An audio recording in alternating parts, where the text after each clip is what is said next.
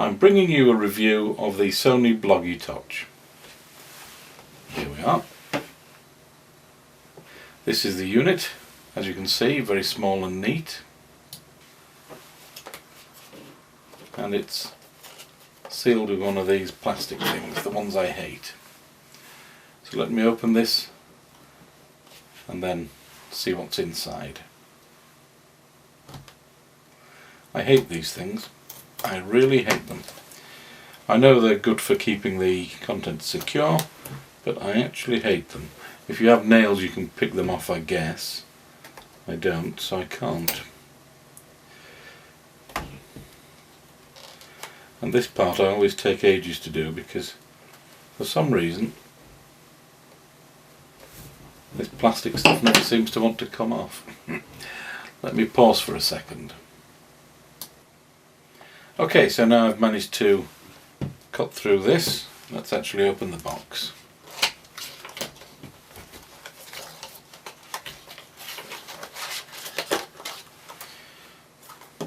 This, I would guess, is the 360-degree lens.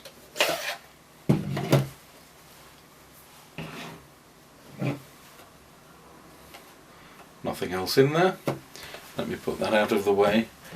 And I also got a plastic case with this, which I'll look at later. Now, the first thing I would say is that the quality of this boxing is ridiculous.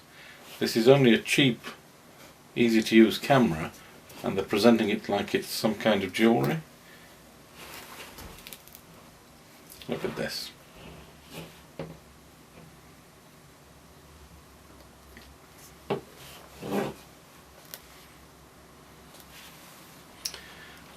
So there's even a little tab which you may be able to see here, which I think is to pull out the camera without touching it. Yep, it is. Look at that. This is a velvet lined box. That's amazing. Inside we have a mini instruction manual on how to share. Fantastic. One in some other language, one in Russian, one in whichever. So lots of different languages. So, wow. How many of these are we going to get?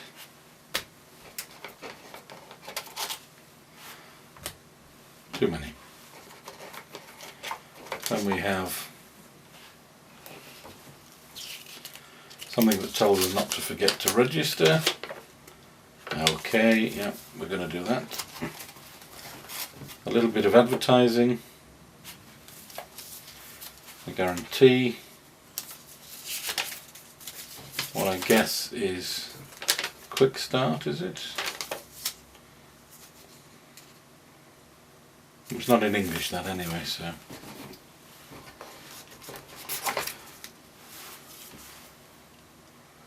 That's not in English.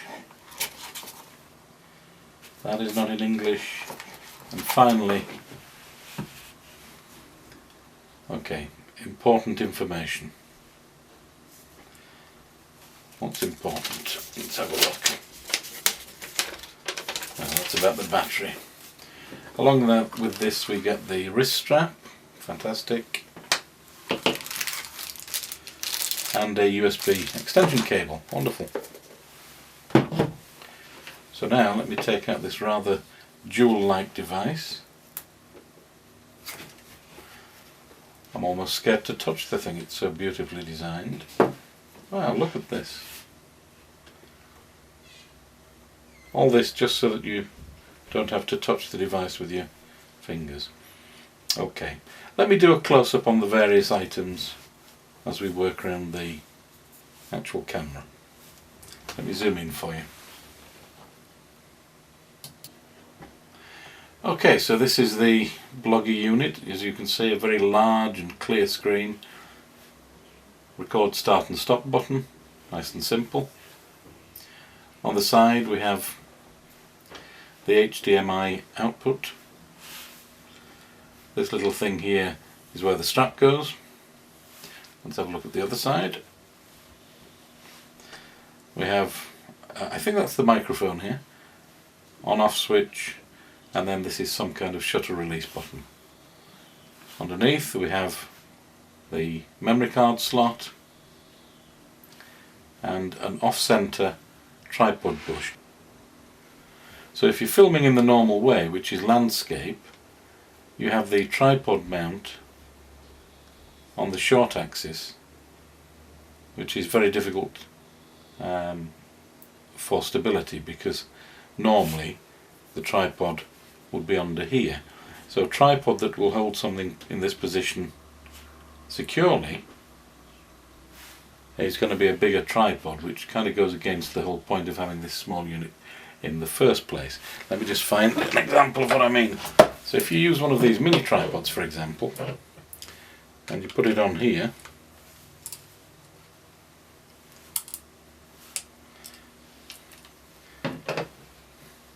this is all well and good, but is it going to be stable? Let's have a look.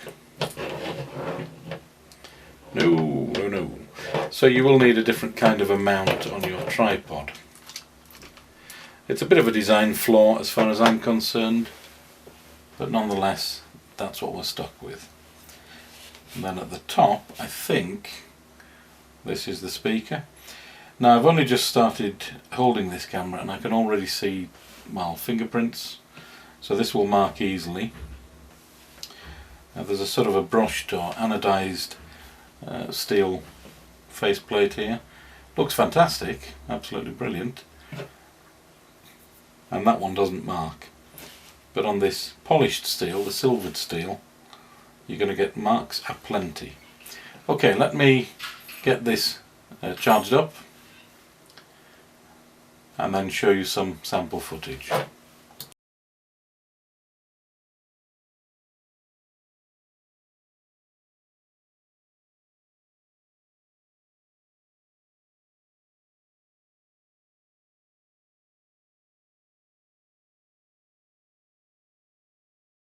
I've just parked up for a moment to take a quick film. I'm in shade, I'm under trees and so on. The Sony Bloggie Touch is a very nice camera, and when it focuses well, the picture is crisp, pin sharp. In fact, it's wonderful. However, this unit's going back. I don't know if it's faulty or there's a design flaw with the Bloggie, but the focus hunts back and forth, and even on a static subject it was hunting back and forth. I did a little test video on 2 cameras and it was hunting back and forth. The Bloggie was stationary, the 2 cameras were stationary, and even then it was hunting and the image size was drifting slightly, which makes it unusable really, which is a shame. So this is the second camera of this type I'm having to send back. The first was the Casio TR100. I did a review on that. You can see the video, the previous video, and I'll put a link up here for you. But this one also is a problem, which is a tremendous shame because I like the camera so much. It's quick startup, the image quality is good, the still image quality is extremely good, the video is good and so on. No flash built in, awkwardly placed tripod mount and that kind of thing, and for low light it's not particularly brilliant. Not bad, but not brilliant. But for the daylight use I was intending to use it for, this kind of thing in fact, I thought it was ideal, and it turns out it's not, and it's very disappointing. So this one's going back, and hopefully this video will have turned out sharp enough for you to see, but maybe it won't. Maybe it will hunt back and forth, we'll see. Either way, the unit's got to go back. So I'm still looking for a suitable vlog type camera. Hopefully I'll find one soon. So I have an old Sony Cybershot, and just for fun I thought I'd do a little video clip using that in exactly the same setup as I did a moment ago with the Sony Bloggie Touch. Now I reviewed the footage from the Sony Bloggie Touch here, and I had the hunting back and forth. So the image problem I was talking about actually occurred, and the focus was drifting slightly. Now, I haven't reviewed the footage from this HX5v, that's the model, which is an older model, but from what I've seen of footage in the past, I don't expect it to be hunting in the same way.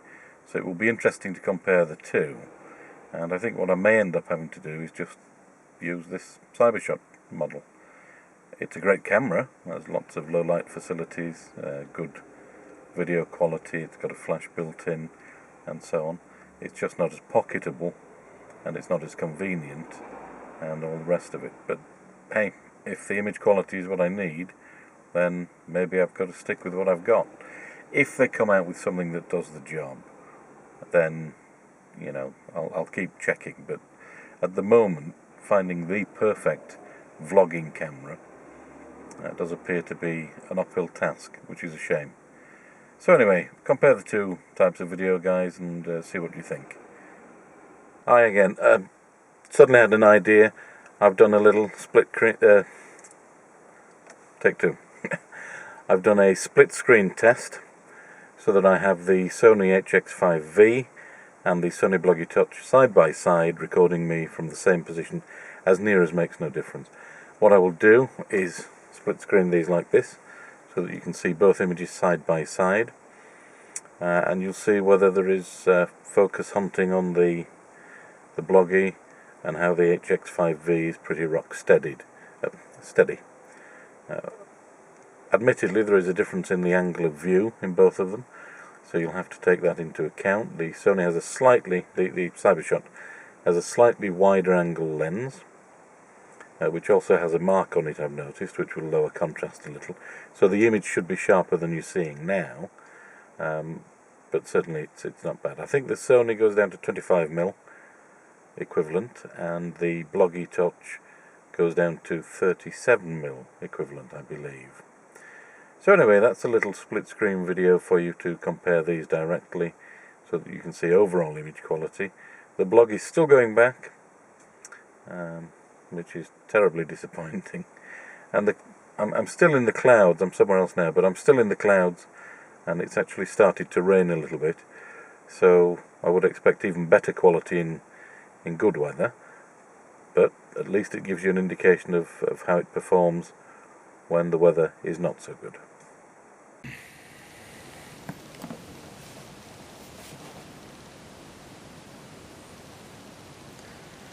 So final verdict on the Bloggie, it's fantastic. The sharpness is amazing, the ease of use is fantastic, but the focusing is a real problem. It's a pain, because it takes away from what could be, potentially anyway, a really extremely good camera for this kind of application.